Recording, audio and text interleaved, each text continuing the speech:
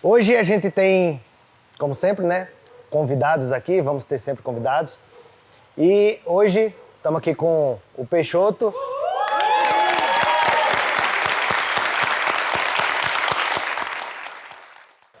E temos uma convidada de fora, a Elô Capelas. Obrigada, gente.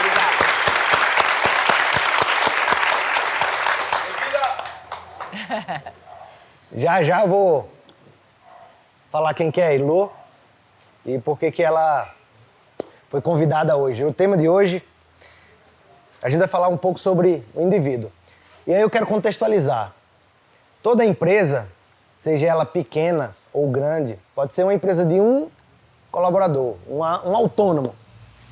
Ela, obrigatoriamente, ela tem que ter um processo para controlar a empresa chamado processo de gestão, o macro processo de gestão. Ou seja, como é que a empresa funciona, como é que ela paga as contas, como é que ela, se tiver colaboradores, contrata, como é que ela demite, como é que ela faz os investimentos financeiros. As grandes decisões de qualquer empresa, de qualquer negócio, elas são tomadas no processo de gestão. E na Eduz, para simplificar a explicação de como é o nosso processo de gestão, a gente criou o DIG, D-I-G. O que é o D-I-G? São 3 letrinhas para explicar quais são os 3 pilares que a gente se baseia para fazer toda a nossa gestão. O primeiro grande pilar é direcionamento, D de direcionamento. Então, a gente procura trazer direcionamento para os times, para as áreas, para os contextos, para os projetos e para as pessoas. Então, quando a gente fala assim, nossa, qual é o meu papel? Qual é o meu descritivo de responsabilidades? Isso faz parte do D, do direcionamento. Está sendo direcionado para que a gente possa ter mais autonomia no dia a dia. Se a gente sabe para onde a empresa está indo, para onde o projeto tem que ir, qual que é a direção, qual que é o objetivo, fica muito mais fácil tomar decisão no dia a dia. A gente gasta menos energias em conflitos, a gente gasta muito pouca energia tendo que desviar para poder voltar para a rota que se espera. Então, o primeiro D, primeira letra é o D de direcionamento. O segundo pilar da nossa gestão é o I, de indivíduo. Então, a gente acredita que a empresa, ela, na verdade, ela é uma ilusão. A empresa é uma ilusão, ela não existe. O que existe são indivíduos. O que, na verdade, existe são pessoas que estão concordando em trabalhar juntas de acordo com esses acordos de remuneração, de distribuição de direcionamento, etc. E, por isso, a empresa vai ser tão mais forte quanto forem fortes os seus indivíduos, quanto estiverem alinhados os seus indivíduos. E a metáfora que eu gosto de usar é aquela nuvem de andorinhas. Não sei se vocês já tiveram a oportunidade de ver uma nuvem de andorinha que fica fazendo aquelas formas no céu, né? Você vê a forma, mas não existe aquela nuvem de andorinhas, ela não existe. O que existe são os indivíduos, são as andorinhas fazendo a forma. É a mesma coisa. Nós somos nada mais, nada menos do que a dança dos indivíduos. Então, para que a empresa fique forte, vai ser muito difícil a gente conseguir se a gente não tiver indivíduos fortes e alinhados. Então, o segundo pilar da nossa gestão é o indivíduo. E o terceiro é a governança, que é como a gente faz as coisas, como a gente se comunica, como a gente distribui poder, como a gente checa se as coisas estão indo bem ou não, como a gente controla os processos. Então, é a governança. Então, a gente tem que ter um direcionamento forte, a gente tem que ter indivíduos fortes e a gente tem que ter uma governança forte. Esses são os 3 pilares da nossa gestão. E, basicamente, a gente está subordinando tudo que a gente faz na empresa a esses 3 lugares. Ah, vale a pena, sei lá, ir para o internacional. A gente precisa decidir e direcionar, né? A gente precisa decidir e ver como que a gente direciona as pessoas para essa tomada de decisão. Se a gente vai, se a gente não vai, e assim sucessivamente. Então deu para entender mais ou menos, né? Muito bem. E hoje a gente vai falar um pouquinho sobre o tal do I, o indivíduo, porque ele é peculiar exatamente porque é indivíduo, né? A empresa tem muito pouco poder, muito pouca influência sobre o indivíduo. Até nas crenças que nós temos, né? A gente não quer controlar pessoas, a gente controla números e processos, mas não pessoas, né? Para isso a gente tem que ter os indivíduos muito fortes. Então, o tema de hoje vai ser o indivíduo, né? O desenvolvimento do indivíduo, o crescimento do indivíduo. E aí eu queria começar aqui apresentando a Elo. A Elo tem algumas décadas, né, Elo? Trabalhando com essa história de... Quase 4 décadas. Trabalhando numa missão muito bonita de ajudar os indivíduos a se descobrirem, a se desenvolverem, a despertarem, a serem mais felizes, serem mais prósperos. E agora eu não vou falar muito não, Elo, vou deixar um pouquinho para você. Se você puder contar um pouquinho aí quem você é e como é que tem sido essa sua jornada. Você lida com tantas empresas, né? Como é que tem sido essa sua jornada? Bom, gente, bom dia. Todo mundo me escuta? Bom dia, legal, tá aqui, obrigado. Obrigada, Eugênio, obrigada. Bom, eu tô aqui há muito tempo, cuidando de gente. Era a minha meta quando eu era jovem. A princípio eu queria ser enfermeira, depois eu queria ser psicóloga e eu acabei sendo assistente social. E era o lugar mais próximo de gente que eu encontrei. Mas como assistente social eu só trabalhei voluntariamente. Isso me deu um jeito bom, porque eu não tinha compromissos, né? Eu que decidia onde eu ia trabalhar, como eu ia trabalhar, eu não tinha a preocupação do dinheiro, né? Do bom emprego. Então, me deu chance de fazer bastante coisa como assistente social. Porque meu emprego mesmo era no Banco do Brasil. Trabalhei 20 anos lá, então eu estava tranquila. Eu tinha emprego e toda a minha parte livre, eu era assistente social. E aí, o universo me deu de presente uma filha deficiente mental. Minha filha mais velha nasceu ótima, linda, era a realização dos meus sonhos, a Beatriz. E com 1 ano e 8 meses ela começou a convulsionar. E eu já estava grávida de 7 meses da Estela, porque eu queria ter um monte de filho, porque, claro, eu ia mostrar para minha mãe que eu era muito melhor que ela. E aí teria muitos filhos e seria uma mãe muito amorosa. E aí, nesse meu sonho aí de ser melhor, eu levei Eu costumo dizer que o universo me dá tapas no topete. Meu topete vai abaixando, assim. Hoje ele já está mais baixinho. Sabe aquela coisa topetuda, né? De ter um bom emprego, de ter um bom casamento, de ter uma boa casa, de ter um bom carro. Eu vim de uma família muito pobre, então eu estava em cima da carne seca. E aí a Beatriz começou a convulsionar, eu estava grávida de 7 meses, de 8 meses ela entrou em estado de coma. Ela ficou 3 dias em estado de coma e quando ela voltou, ela não voltou. A Beatriz, que eu conhecia, tinha morrido. Voltou uma menina que tinha a cara dela, que me chamava de mamãe, mas era muito esquisita. 1 mês depois nasceu a Estela. E no primeiro ano de vida da Estela, a Beatriz convulsionava 20 vezes por dia. E aí eu não sabia se eu amamentava ou se eu corria atrás dela porque ela convulsionava e ela não podia cair, né? Porque se ela caísse tinha um risco grande de fazer algo mais grave do que a convulsão. Então eu não sabia se eu corria atrás dela, se eu parava para amamentar um bebê recém-nascido. Era muita confusão. Meu marido é médico, neonatalista de alto risco. Era um professor doutor, um especialista em criança e dizia que a Beatriz tinha acontecido uma coisa muito grave que ela não tinha cura. E eu gritava com ele, dizia, você é um urubu na nossa vida, claro que ela tem cura e eu vou curá-la, minha fé vai curá-la. E eu fiz todas as simpatias que me ensinaram, eu entrei em todos os templos que me apresentaram, eu fui em todos os médicos especialistas em epilepsia e nada tirava a Beatriz desse lugar. E claro que a culpa era do meu marido, porque ele dizia que ela não ia sarar.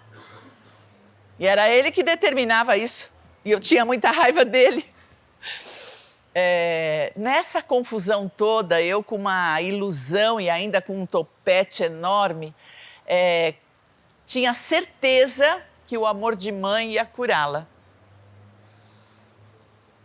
E o pai dela tinha certeza que eu ia matá-la. Porque eu fazia cada barbaridade com ela. Com isso, vocês podem imaginar que o nosso casamento, né, foi indo por água abaixo. Nós ficamos 10 anos nessa loucura, uma coisa muito doentia. Eu querendo curar e ele querendo me segurar. Mas continuei trabalhando no Banco do Brasil, continuei sendo assistente social. A vida continuou, porque não dava para parar só por isso. Só porque eu tinha uma filha que convulsionava de hora em hora, eu não podia parar. Eu tinha que continuar trabalhando e... Bem, eu nunca faltei um dia no Banco do Brasil. Porque meu pai e minha mãe eram muito rigorosos e trabalho era algo muito precioso e dane-se a vida pessoal, você tem que trabalhar, tem que cumprir seus compromissos e dane-se. Vai dar conta do que você tem que dar conta e 7 horas da manhã esteja no banco. E foi isso que eu fiz. Claro que eu tive minha mãe e meu pai que me salvaram, né? Eles mandavam eu trabalhar para ficar com a Beatriz. Mas no meio dessa confusão toda, eu fui destruindo todos os meus relacionamentos. O meu casamento foi por água abaixo, a minha relação com as meninas estava muito difícil. A Estela viveu uma infância muito complicada, porque eu olhava mais para a Beatriz do que para a Estela. Hoje a Estela é genial, ela mora na Inglaterra, ela é contratada do governo inglês, ela é uma cientista da saúde, ela cuida Ela tem um projeto enorme que engloba 5 países na Europa com a violência doméstica. E ela faz coisas muito lindas e ela diz que é resultado da infância dela. Claro, ela teve que se virar sozinha e foi atrás de salvar outras pessoas, porque quando ela era pequena ninguém salvava ela, né? Era eu e o pai delas brigando, a Beatriz convulsionando e ela pobrezinha ali do lado, vendo o que ela ia fazer da vida. Mas eu já estava nesse limite e alguém falou para mim, você conhece um tal de processo Hoffman? Não conheço. Não sei o que é, mas me diz o que é, porque eu já não sei para onde eu vou. E lá fui eu para o processo Hoffman. Eu não tinha dinheiro, eu não sabia o que era. E aí eu disse pro Pires, né? Eu quero ir num curso, mas ele custa $6.000 naquela época. E eu não tenho esse dinheiro, há 32 anos atrás. E aí ele disse, bom, se você der um sossego para essa menina e para nossa família, se você parar de me mandar embora, porque eu mandava ele embora todo dia, né? E ele dizia, eu não tenho para onde ir. Se eu for embora, eu vou para casa da sua mãe. Era melhor não, né? E a minha mãe dizia o seguinte, eu não sei o que está acontecendo, mas eu sou a favor dele. Então era melhor ele ficar em casa, era mais seguro. E aí eu fui, não tinha o que fazer. E lá eu descobri tanta coisa a meu respeito. Mudou completamente o paradigma e lá eu pude me perdoar. Eu pude me perdoar como mãe, porque na minha ilusão eu achei que eu ia ser uma mãe melhor para minha filha. Nossa, eu só fiz confusão. A minha mãe foi tão melhor para mim do que eu fui para as minhas filhas. Eu pude entender os meus pactos de vingança, eu pude perdoar meus pais, pude me perdoar como mãe, mas principalmente eu pude perdoar a Beatriz como ela não sendo a filha que eu queria que ela fosse. Foi muito importante eu poder perdoar a Beatriz. E eu não sabia nem que eu tinha raiva dela, mas eu tinha, porque ela não era quem eu queria que ela fosse. Eu queria que ela fosse bonita, inteligente, estudiosa, educada, que comesse adequadamente, que me desse orgulho, e ela não era nada daquilo. Ela fazia xixi na roupa, ela comia e deixava tudo em volta cair, ela quebrava as coisas, ela tinha crise de nervos, ela me deixava passar vergonha. E eu achava que eu estava cuidando dela e, na realidade, eu tinha muita raiva disso. E eu pude perceber tudo isso lá e me perdoar por isso e autorizar a Beatriz a ser quem ela é. Nossa, foi... E aí eu nunca mais consegui sair do processo Hoffman, porque a revolução foi tão grande na minha casa. Eu mudei, eu reconstruí meu casamento, a gente teve mais 2 filhos, que era o que a gente queria. A Estela teve um pouco mais de espaço nessa casa. A gente começou a conversar com a Beatriz a partir do coração dela. Ela não tem a inteligência intelectual como a gente a entende, mas ela tem uma inteligência emocional tão mais desenvolvida do que a gente. E com isso eu aprendi sobre gente. A Beatriz é uma metáfora maravilhosa das pessoas. Quando você autoriza as pessoas a serem exatamente quem elas são, elas dão o melhor delas. E a Beatriz hoje, ela é a nossa fonte de amor. Os irmãos, eu, o pai, quando nós estamos carentes por algum motivo, todos nós vamos lá ver a Beatriz. A gente quer sentar com ela e quer assistir o Cocoricó. Vocês conhecem o Cocoricó?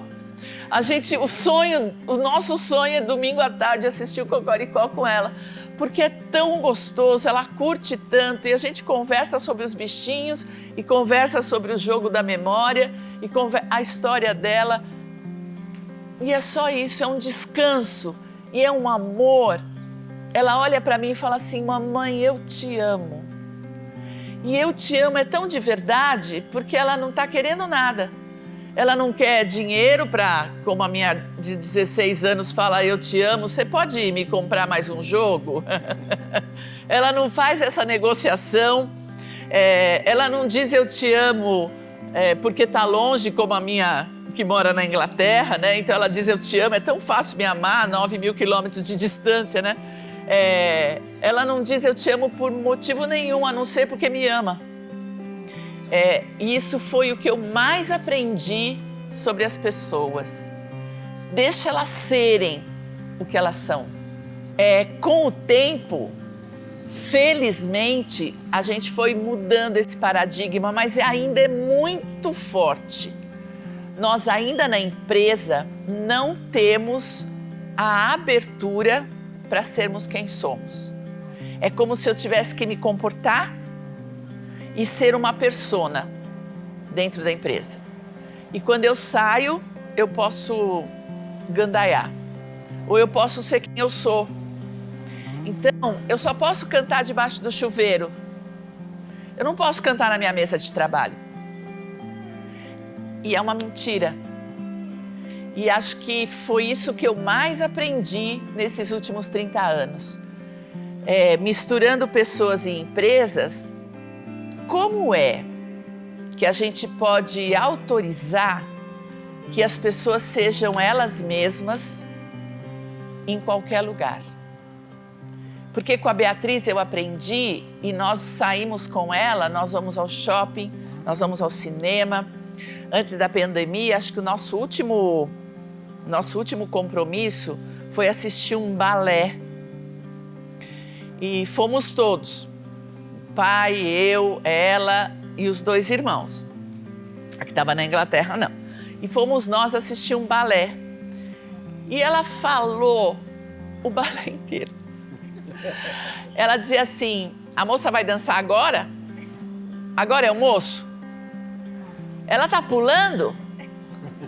E ele parou, mãe. A música parou. Ela foi. Quando parou, sabe o intervalo, né, que tem nos espetáculos? Parou o intervalo, o senhor levantou e falou para o pai dela: é impossível assistir esse balé com essa menina falando sem parar. E aí o pai dela disse assim: É verdade. Ela deve estar muito incomodada com o seu olhar. É melhor o senhor parar de olhar. Tá atrapalhando ela. Porque ela tem direito. E ela é o que ela é em qualquer lugar. No balé, no shopping, na minha casa, na casa dela.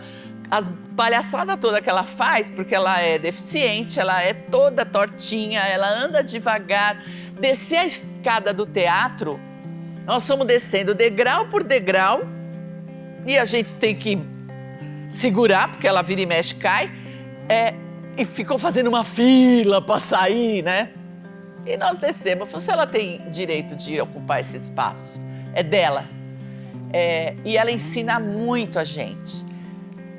Cada vez eu sou mais o que eu sou em qualquer lugar. Porque é ela que me ensina isso. Eu só consigo ser assim, mãe. Se te interessa, é desse jeito. E como me interessa, ela vai para tudo quanto é lugar desse jeito. E se as pessoas se interessam em frequentar os lugares, elas vão ter que administrar essas diferenças. Ela tem um papel social importante. As pessoas vão ter que se haver com os seus preconceitos, com a sua irritabilidade, com a sua... Então, ela, para mim, é uma grande metáfora de mudança de comportamento. E a minha filha caçula, que tem hoje 16 anos, ela diz, você sabe, né? Essa casa é de louco. A única pessoa normal nessa casa é a Beatriz. E cada vez mais nós estamos convencidos disso, que ela é a única normal. Porque ela é. Ela não precisa ser nada. Ela é como ela é. Então, trabalhar com as empresas e trabalhar com os indivíduos, ela é sempre o meu aprendizado. Não precisa criar uma persona profissional e uma persona mulher, esposa, uma persona filha, uma persona mãe, como no meu tempo precisava. Hoje a gente é. E se você puder ser só o que você é só, simplesmente ser, você tem tanto talento. Eu estava conversando agora com o Eugênio no café, dizendo, nossa, quantas pessoas devem ter aqui? Deve ter 200, será? 150? Falei, gente, você está com 200 pessoas cheias de talento. Só vocês dá para montar umas 10 empresas. Só com o talento de vocês. E ele disse, mas como que eu descubro isso? Então, eu também não sei. Mas eu sei que você sabe. Você sabe quais são os seus talentos. E tem uma passagem que é bíblica, né? A luz precisa ficar em cima da mesa. Ela não pode ficar embaixo. E aí, se você está aqui, os seus talentos precisam aparecer. Eu não posso cantar só debaixo do chuveiro. Eu preciso poder cantar na minha mesa de trabalho. E, de repente, montar um coral. Porque deve ter um monte de gente cantante por aí. E, de repente, até trago a Beatriz para cantar. Vai ser massa. Tem a galera que quer conhecer a Beatriz. Como é que você, observando a sua trajetória, você liderou durante muitos anos muita gente, como é que você vê o impacto, tanto para o indivíduo quanto para a empresa, nesse lugar de... Cara, vamos dar uma olhadinha para o indivíduo. Vamos parar de olhar só o processo, só a empresa, só o que realmente a empresa tem que entregar de resultado. Vamos olhar também um pouquinho para o indivíduo. Conta uma história aí que marcou você e um aprendizado que você teve nesse tempo. Bom, acho que até antes de te responder, Eugênio, cara, gratidão, porque é uma história, assim, transformadora, né? É um negócio que, assim... É que ela conta com... Eu já tinha ouvido, eu participei lá do Hoffman, recomendo a todo mundo. Ela conta rindo e tudo mais, mas assim, mesmo assim você sente, né, que é um negócio impactante, né? Então, gratidão, Elô. Vamos lá, respondendo. Vou contar um pouco a minha trajetória, que ela é meia maluca, né? Eu, com 18 anos, eu já estava na área de tecnologia, mas na minha cabeça, assim, eu queria ser o diretor de tecnologia, era meio maluco, né? Então, esse era o meu propósito. Olha que loucura, né? O meu propósito, ele variou, assim, cada ano eu tinha um propósito, né? Então, com praticamente 18 anos, eu tinha um amigo que ele me orientou muito nesse sentido, né? O que você precisa fazer, né? Eu perguntei para ele, o que eu preciso fazer para virar um diretor, né? Porque eu olhava aquilo, via o cara com um carro lindo, maravilhoso, o cara sempre bem arrumado e tudo mais, né? Então, tinha muito isso e aí esse acho que foi meu primeiro propósito, né? Então, eu tive uma orientação ali de um amigo, né? Que ele já era mais experiente, né? Ele me deu um pouco o caminho das pedras e tudo mais. Então, eu comecei minha jornada ali praticamente com 18 anos, né? Eu já trabalhava na área de tecnologia, né? E aí, passei por todo o ciclo, né? Então, era um desenvolvedor, virei analista, virei gerente de projeto, virei coordenador, fiz todo o ciclo, né? E aí, depois com 32 anos, né? Eu consegui minha primeira diretoria, né? Aí eu falei, nossa, cara, agora vai. Agora eu vou ficar milionário, agora eu vou ter meu carro, né? E aí, os primeiros 3 meses, eu falei, puta, pode falar palavrão? Às vezes eu falo e aí desculpem a galera, né? Puta merda. Bom, se o propósito, o conceito do propósito é um negócio que ele na minha cabeça, assim, o propósito ele não pode ter um fim, né? Porque na minha cabeça, assim, poxa, consegui minha diretoria, o que eu faço agora? Posso morrer. Então foi o primeiro pensamento que veio na minha cabeça. Não, já posso morrer agora em paz e tudo mais, né? Pô, mas eu tinha só 32 anos, né? A maioria aqui tem 32 anos, é tudo gato aqui, tá? Mas vai lá. E aí... Desculpa, quem tem 32 anos aqui? Levanta a mão. Kleber saca. Nossa Senhora. Boa, Clebão. Né? E aí foi engraçado porque os 3 primeiros meses... foi terríveis para mim. Acho que foi a pior época da minha vida, né? Porque eu fui obrigado a entrar meio que num padrão. Então, foi engraçado, assim. Eu já precisava usar sapato, calça social, camisa, né? E aí, eu venho de São Paulo, né? Você era diretor agora, Eu bicho. sei, eu sei. Tem que mostrar e que era tinha uns diretor. agravantes, tinha meio que uma modinha assim, entre os diretores, né? Então você tinha que andar com uma camisa da Lacoste, ela tinha que ser azul, marrom, sabe? Marronzinha clara, tinha todo um padrãozinho, né? Calça preta. Tem um tipo do né? carro. Tem um tipo do carro, né? E aí, buguei. Sério mesmo, deu uma bugada, né? Porque eu falei, poxa, ok, já cheguei onde eu queria, mas, cara, ainda não... Assim, eu não estava feliz. Olha que loucura, né? E aí, nesses 3 meses que vem uma pressão enorme, você tem que se posicionar, né? Igual os outros diretores e tudo mais. E aí eu comecei a bugar. Por sorte, em frente, o prédio que eu trabalhava tinha uma psicóloga. Pronto, aí eu comecei. Eu sempre cheguei muito cedo na empresa, né? Então, eu sempre chegava, tipo, entre 6h30 e 7 horas. Então, o que eu fazia? Das 7 até as 8, eu passava todos os dias na psicóloga. Ela, cara, ficamos até amigo. Ficamos amigo, né? Todo dia. Porque tinha um né? pouco aquele conceito assim, eu não posso falar para as pessoas que estão subordinadas a mim, porque isso vai mostrar fraqueza. Para quem que eu ia chorar? Para psicólogo. Ela chamava Aline. Chama, né? Tá viva ainda, pelo amor de Deus, matar ela logo. E aí eu todo dia ia lá e assim, ela me ajudou demais nesse processo, né? E aí eu comecei a perceber que assim, tinha toda a questão, um pouco do que a gente falou, tinha um direcionamento, tinha gestão, mas no corporativo o que menos importa, galera, é o indivíduo, né?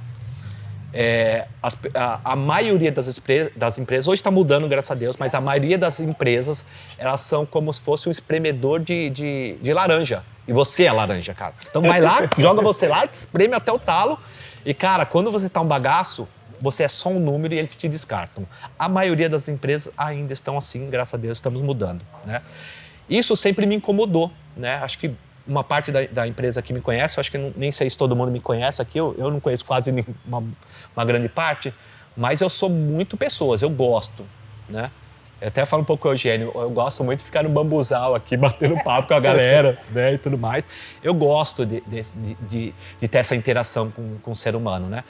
E de lá para cá, então dos 32 eu comecei a perceber, eu falei, tem que ter algo mais, não pode ser só esse padrão, né? Isso me incomodava muito, né? E eu conversava muito com a minha psicóloga, né? E depois eu conheci uma outra pessoa que também me orientou muito, né? Na vida também. Então eu tive 2 pessoas que me ajudaram muito. E aí eu comecei a olhar muito mais o indivíduo, né? Comecei a estudar um pouco mais o que é isso e tudo mais, né?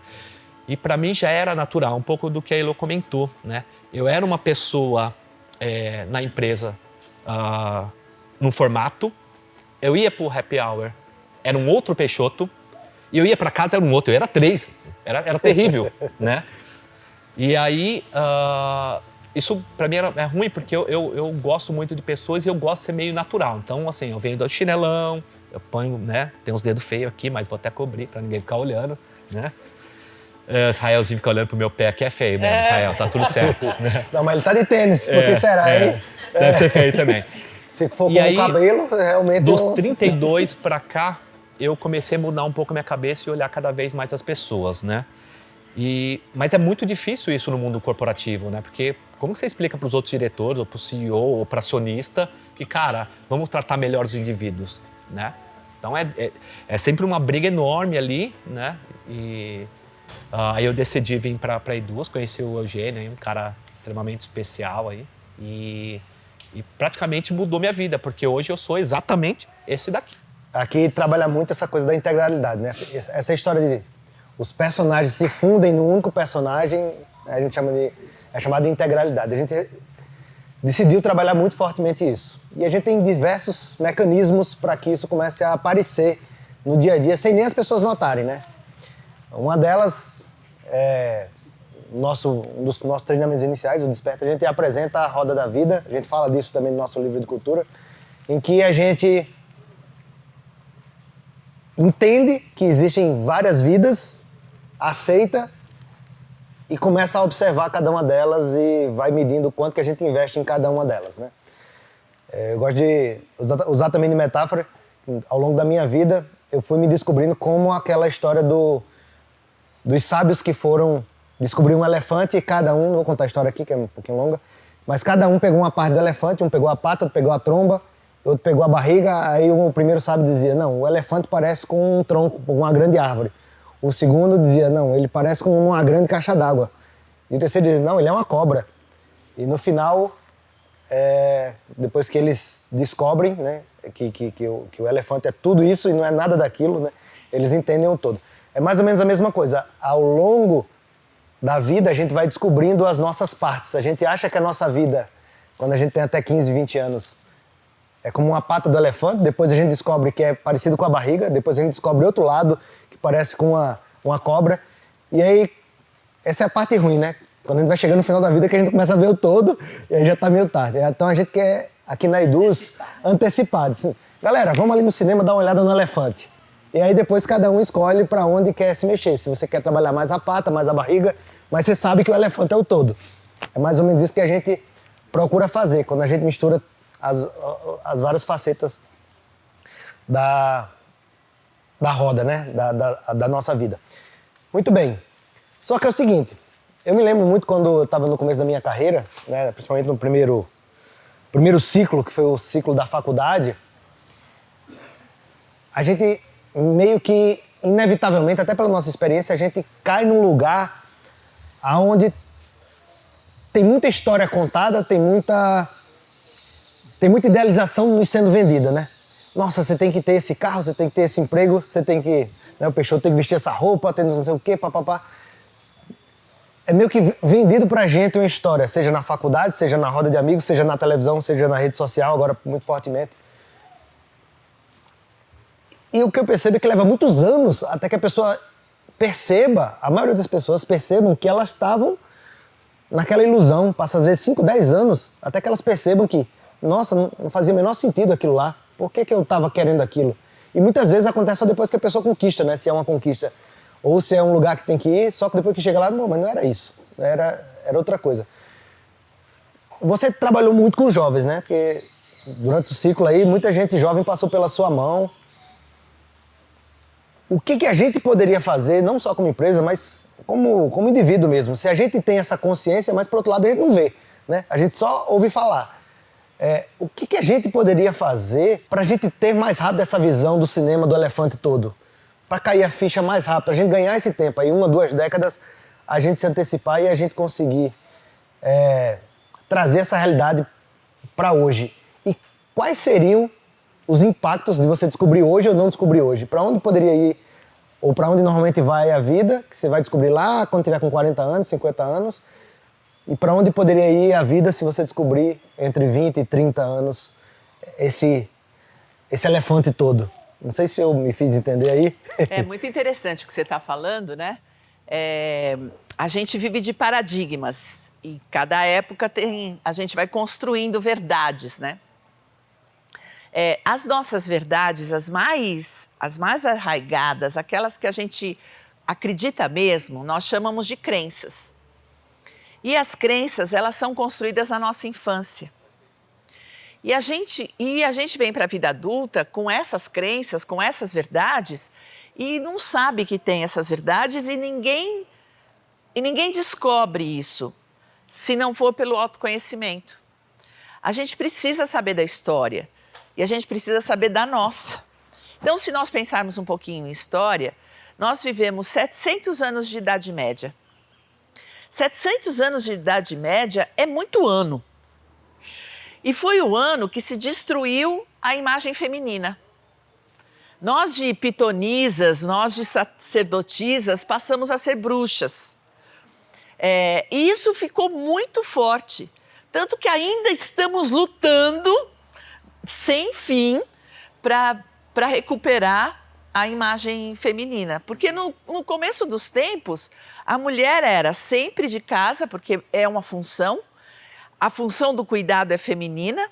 O homem saía para caçar e a mulher ficava em casa.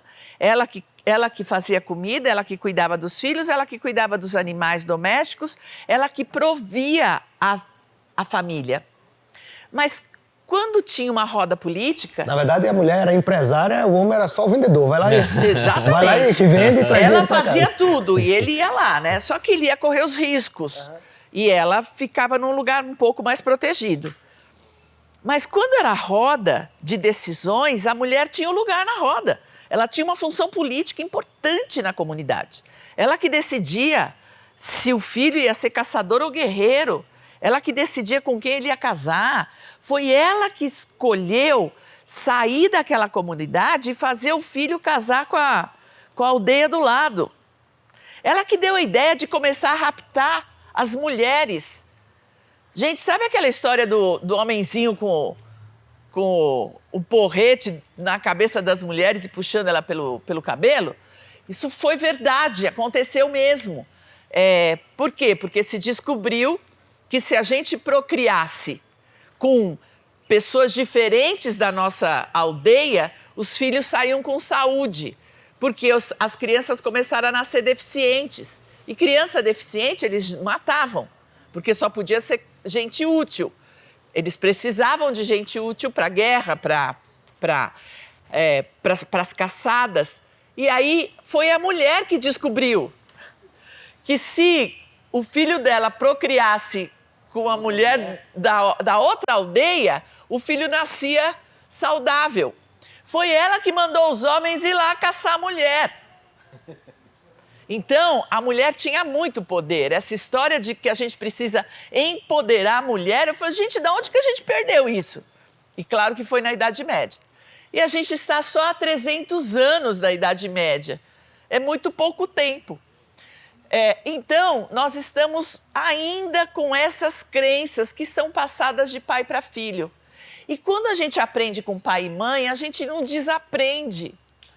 Porque nós, seres humanos, aprendemos por afeto. E se há uma relação de afeto que existiu, foi entre pai, mãe e filho. Não tem outra mais poderosa do que essa. Mesmo que a gente conteste. Minha filha contesta de 16. Mas quando ela vai chegar nos 30, ela vai entender, né? É o rabinho do elefante. Explica pra gente aí o que é esse autoconhecimento. Porque assim, se eu puder olhar para mim a partir da minha história, olha só, se eu pegar a história do mundo, eu consigo compreender o estágio que nós estamos hoje. de humanidade. É esse mesmo caminho. Eu preciso saber da minha história, desde a minha concepção. O que foi que aconteceu no momento em que eu estava mais vulnerável, no momento em que eu não tinha a menor defesa e que eu aprendi a ser quem eu sou. Então, quando você fala da integridade, é um caminho. E esse caminho não pode ser de fora para dentro. Porque o de fora para dentro, nós vamos voltar na pilulinha. Então, nós vamos distribuir as pilulinhas azuis e aí vai todo mundo ficar integrado. Mas quem tomar a vermelha vai cair fora. É assim. Hoje ainda é assim. Então, o único caminho possível, claro que depois de 30 anos de processo Hoffman, é o caminho de dentro. Como que eu posso fazer com que as pessoas vejam o elefante inteiro? Eu não posso fazer nada. Eu só posso ir atrás do meu elefante inteiro. Porque eu não posso fazer por ela. Eu só posso fazer por mim. Mas se eu puder ver o elefante, você puder ver, ele puder ver, nós vamos juntar e chegar nessa integralidade. Então, para mim, não existe caminho fora. Só existe caminho dentro. E é no caminho dentro, e eu acho que você faz um pensamento muito lindo, brota o caminho de fora. Bom, show de bola. Acho que a gente bateu o nosso tempo aqui. Muito falei obrigado, Elô. Eu que agradeço. Obrigadão, Peixoto. Queria pedir aí para todo mundo uma salva de palmas para os nossos convidados. Obrigado, galera.